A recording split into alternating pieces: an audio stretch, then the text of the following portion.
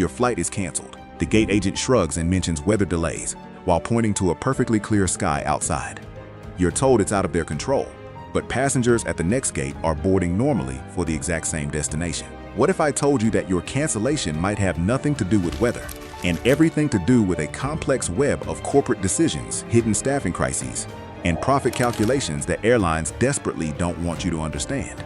The airline industry has mastered the art of cancellation excuses, and today we're pulling back the curtain on the real reasons your travel plans get destroyed. Most passengers think flight cancellations come down to three simple factors: bad weather rolling through major airports, mechanical issues with aging aircraft, or the occasional air traffic control delays that ripple through the system. These explanations feel reasonable because they shift blame completely away from the airlines themselves. Weather is an act of God. Mechanical issues suggest they're prioritizing your safety. Air traffic control problems are clearly the government's fault, not theirs. But industry insiders know a different truth.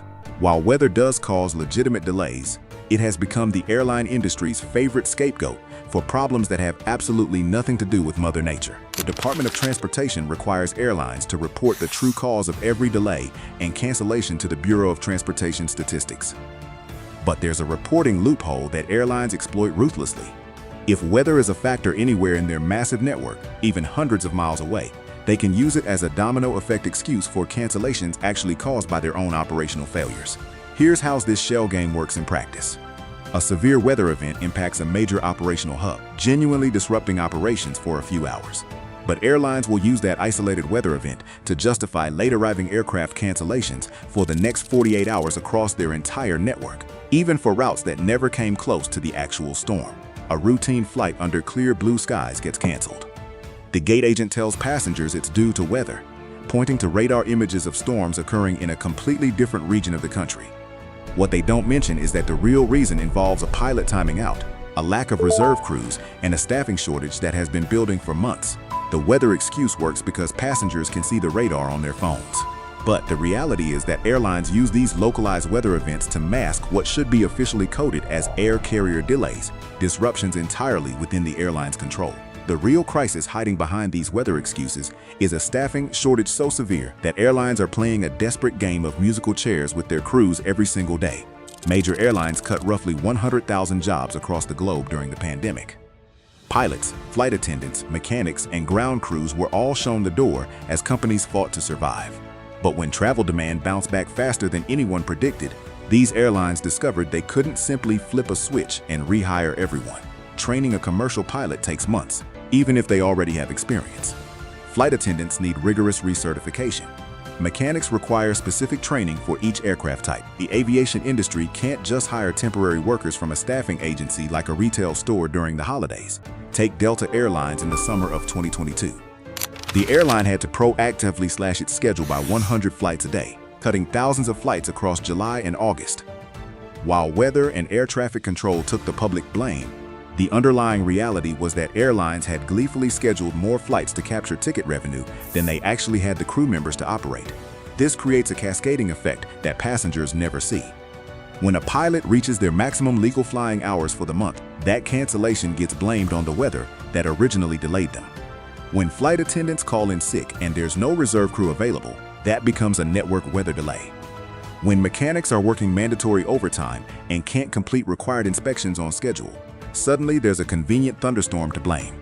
The pilot shortage alone is staggering. The Regional Airline Association estimated that North America was short roughly 8,000 pilots just to meet post-pandemic demand.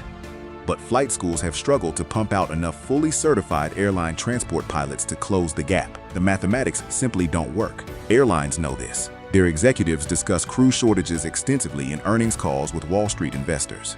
But passengers standing at departure gates are told about weather systems and air traffic control delays that may or may not actually exist. But the most cynical reason for cancellations has nothing to do with weather or staffing.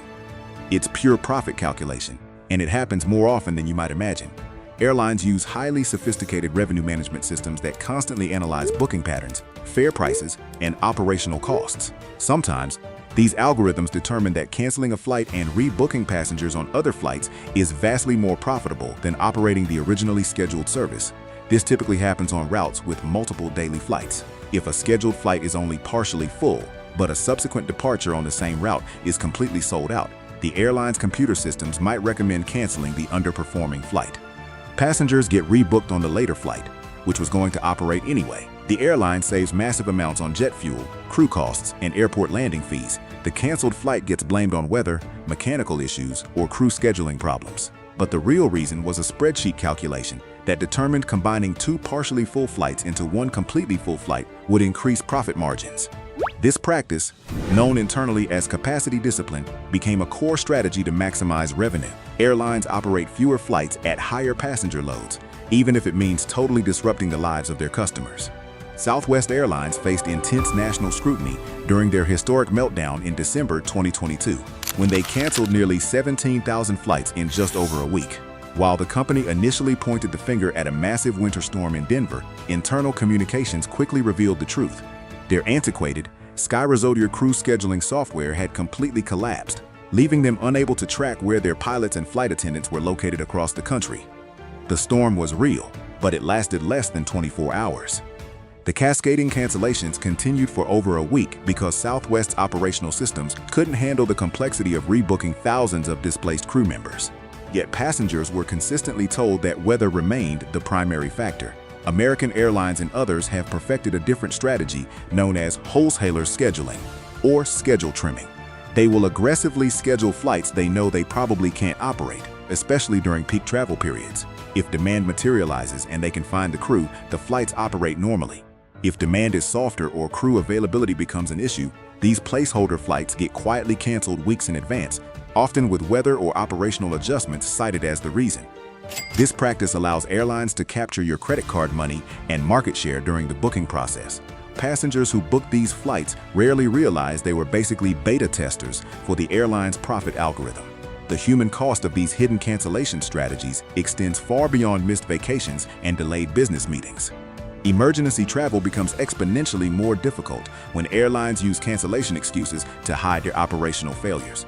Passengers trying to reach family members in medical emergencies find themselves stranded, not because of an actual storm, but because of an airline computer algorithm optimizing for quarterly profit margins. The bitter irony is that honest communication about these challenges would likely generate more passenger understanding than the current system of misleading excuses. Most travelers would much rather know that their flight is canceled because the airline doesn't have enough pilots, rather than being told about fictional weather problems while looking at a sunny sky. But transparency threatens the airline industry's carefully constructed narrative that operational problems are always an act of God. Admitting to staffing shortages opens up uncomfortable conversations about wages, working conditions, and long-term planning failures that executives would rather avoid. The next time your flight gets canceled and you hear about weather delays, look outside. Check the radar on your phone yourself. Ask other passengers where their flights are going. You might discover that the thunderstorm causing your delay exists exclusively in the airline's excuse playbook. The aviation industry's cancellation shell game continues because passengers blindly accept the explanations they're given. But armed with the truth about how these decisions really get made, travelers can at least understand why their carefully planned trips keep getting derailed by problems that have absolutely nothing to do with the weather forecast. Your canceled flight might not be an act of God after all. It might just be an act of corporate accounting.